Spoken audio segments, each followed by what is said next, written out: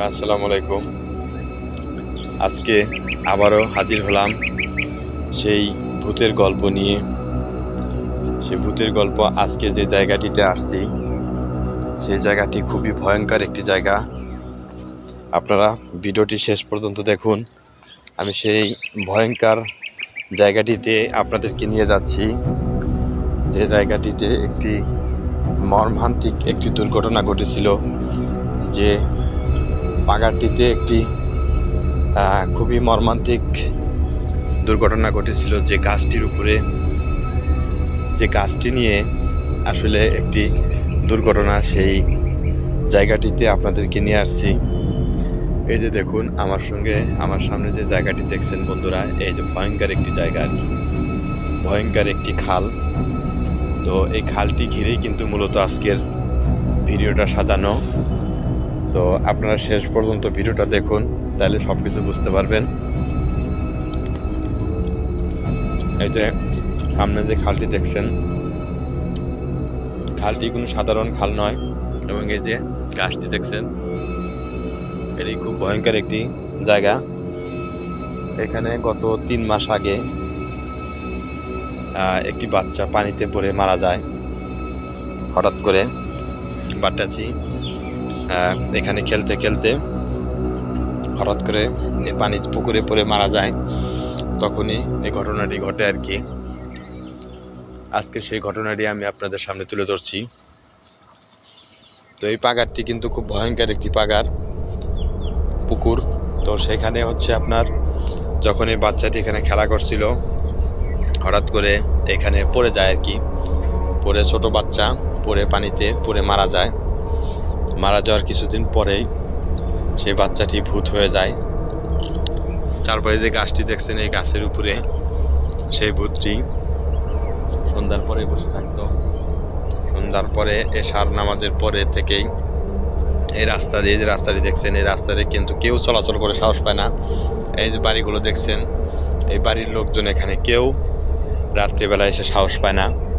নির্ঝন্ন এলাকা, একটি ভৌতিক জায়গা, যে জায়গাটিতে রাত্রিবেলা কেউ আসলেই এখানে পানির ভিতরে দেখা যায় অনেক মাছ লাফালাফি করছে, নড়াচড়া করছে।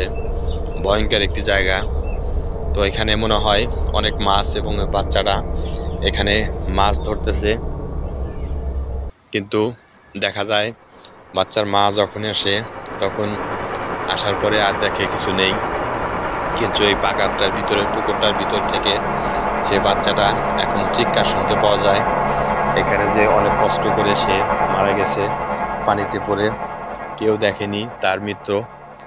তো সেই মৃত্যুর খবরটি যখন তার মার কাছে পৌঁছে, তখন তার মা প্রতিদিন সকালে রাত্রে সবসময় এই পাড়ে এসে দাঁড়িয়ে থাকে তার বাচ্চাটার জন্য। তো সেই দৃশ্যটি আমি আপনাদেরকে দেখাচ্ছি বন্ধুরা। এই যে জায়গাটি দেখছেন, খুবই নিস্তব্ধ এলাকা। এখানে কিন্তু আর কেউ আসেই না। পাগারটি পড়ে আছে এমনিতেই, কোনো লোকজন এখানে আসে না, এসে সাহস পায় না। আমি অনেক কষ্ট করে আসছি, অনেক দূর, আমার এলাকা থেকে অনেক দূরে জায়গাটি। শুধুমাত্র আপনাদেরকে এই জায়গাটি দেখানোর জন্যই আসছি। দেখতে পাচ্ছেন এই গাছে, এটা হচ্ছে একটা বড়ই গাছ, কিন্তু এই গাছের বড়ই কিন্তু কেউ পারতে পারে না। দেখেন, অনেক বড়ই ধরে আছে, কিন্তু কেউ এই বড়ই হাত দিয়ে সাহস পায় না। হাত দিলে ভূতের জ্বালাতনে দেখা যায় এই গাছে যদি কেউ উঠতে যায়, সঙ্গে সঙ্গে ধাক্কা খেয়ে নিচে পড়ে যায়। এবং এই বাড়িগুলো দেখছেন, এই বাড়িগুলোতে কোনো লোকজন নেই, অনেক দিনের পুরাতন বাড়ি। তো এই বাড়িগুলোতেও কোনো লোক না থাকার কারণে, আশেপাশে কোনো লাইট না থাকার কারণে অন্ধকার। রাত্রিবেলা এখানে এসে কেউ সাহসী পায় না। তো এই ভিডিওটা আসলে দিনের বেলায় করা, যার কারণে আসলে বন্ধুরা তোমাদেরকে হয়তো বাস্তবিক ক্ষেত্রে ভূত দেখানো সম্ভব না, কিন্তু ভূতের গল্পটা যেটা রিয়েল ঘটনা সেটাই বলতেছি। তো এইখানে যখন ওই বাচ্চাটা বারবার চিৎকার শুনতে পাওয়া যায়, তখন আরও বাচ্চা এসে এখানে মনে করে ওই বাচ্চাটা মনে হয় এখানে আছে, কিন্তু আসলে এই বাচ্চাটা নেই। এই বাচ্চাটা পানিতে ডুবে মারা গেছে। তো তখন কিছুদিন পরেই দেখা যায় যে বাচ্চাটা মরে পানিতে ভেসে আছে। এবং তার কিছুদিন পরেই আরও একটি বাচ্চা এখানে পানিতে ডুবে মরে যায়। ওই যে দেখতে পাচ্ছেন বন্ধুরা, বাচ্চার মা চলে গেল।